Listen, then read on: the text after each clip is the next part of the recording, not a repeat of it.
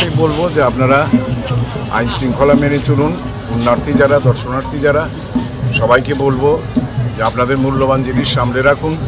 আর আমরা এবার যে থিম দিয়েছি সবুজই ভবিষ্যৎ, প্রত্যেকে গাছ লাগান, প্রাণ বাঁচান। আমরা 15,000 চারা বিতরণ করব, সবাইকে দেব, সেগুলো নিয়ে যত্ন করে লাগাবেন এবং মেলাটা যাতে সফলভাবে আমরা শেষ করতে পারি সবারই সহযোগিতা, রাজ্যবাসীর, মেলার যারা আছেন বা যাদের সঙ্গে নিয়ে আমরা এই মেলার কাজ করছি সবাইকে বলবো, নিরাপত্তার কর্মী যারা আছেন, বিভিন্ন সরকারি দপ্তরের আধিকারিক যারা আছেন, সবাই মিলেই আমরা এটাকে সফল করে তোলার চেষ্টা করব। কাল থেকে এটার শুভারম্ভ হবে মাননীয় মুখ্যমন্ত্রীর হাত ধরে এবং 20 তারিখ শেষ হবে। কি মনে হচ্ছে গত বছরের তুলনায় এই বছর দর্শনার্থীর সংখ্যা কেমন হতে পারে? বাড়ারই তো সম্ভাবনা, বছর বছর তো বাড়ছেই। 20 থেকে 25 লাখ লোক আসে, এবারও আশা করি এরকমই হবে।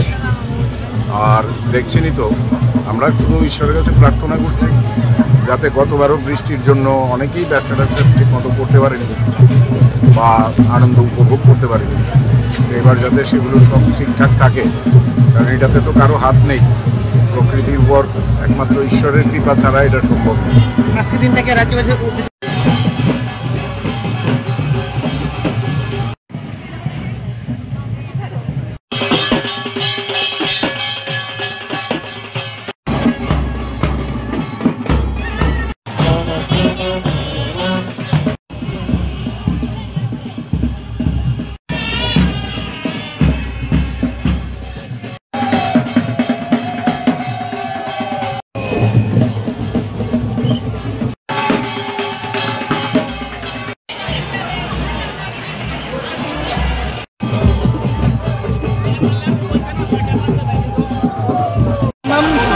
চক্রবর্তী চণ্ডীপাঠক প্রধান পুরোহিত।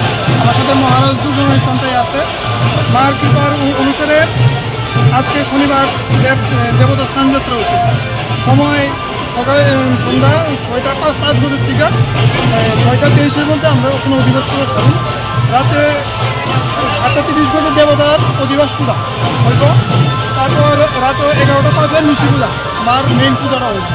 কালকে সকাল প্রাতঃ রবিবার সকাল 5:45 6:52 মধ্যে আমাদের দেবতা স্থান যাত্রা করে কাছে পূজা হবে।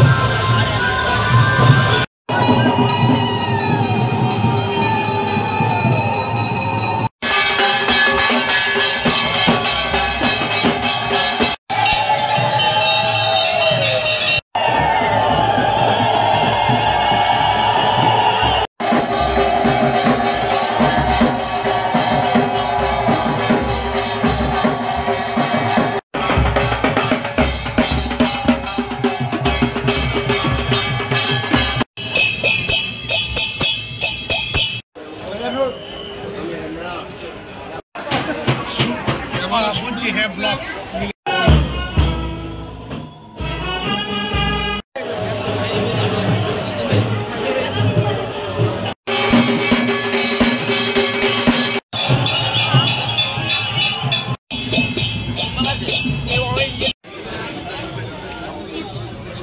হলে আমরা আশা করছি ভালোই হবে খাচ্ছি। আর অন্যান্য বছরের তুলনায় এবার লোক সমাগমটা বেশি দেখছি, আশা করছি মেলা খুব ভালোই হবে। কি দাম রয়েছে এখন প্যারার? এরা 500 টাকা কিলো রয়েছে। এখানে কি আমাদের এখানে সব উদয়পুরের প্যারা, আমরা প্রসেনজিৎ প্যারা ভান্ডার। আমরা প্রতি 7 দিনে প্রায় 7 কুইন্টাল প্যারা বিক্রি করি। আমাদের এখানে প্রসিদ্ধ প্যারা ভান্ডার, এটা 13 নম্বর স্টল, আমরা প্রসেনজিৎ প্যারা ভান্ডার। আপনার নাম? আমার নাম বরুণ দাস।